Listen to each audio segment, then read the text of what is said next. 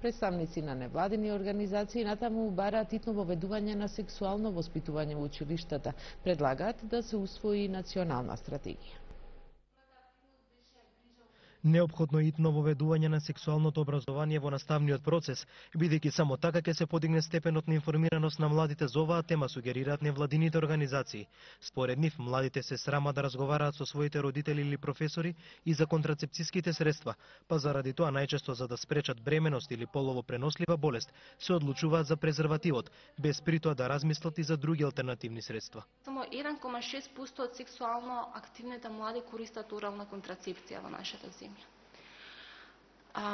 30% од младите не знаат каде да добијат орална контрацепција, само 5% од испитаниците кажале дека консултирале лекар или здравствено лице при добивањето на контрацепција. Според невладиниот сектор, неопходно е охрабрување за младите дури и во моменти кога ќе се утврди несакана бременност. Младите од Скопје најчесто прават абортус во Скопје, меѓутоа младите од другите градови, заради стигмата и дискриминацијата поврзана со абортусот кај жената, најчесто се одлучуваат абортусот да го направат во Скопје, во клиниката во Скопје. И покрај тоа што во нивните градови постојат услуги од ваков тип. Како една од главните препораки за надминување на неинформираноста кај младите за овие чувствителни теми, се предлага и усвојување на национална стратегија која освен сексуалното образование би вклучила и други мерки како кампањи, трибини и директни контакти. Во Македонија нема култура на вклучување на младите луѓе во овие процеси.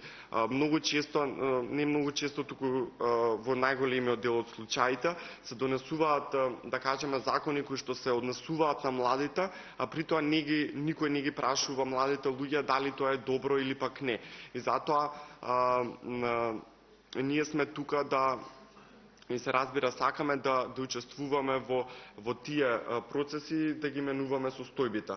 Трибината на која се дискутираше за темите поврзани со сексуалното и репродуктивното здравје беше организирана од страна на Социјалдемократската младина, а присуствуваа подмладоци на други партии. Младината на опозицијската СДСМ денеска одржа трибина на тема сексуални права за сите, но за законот не сакаа да зборуваат.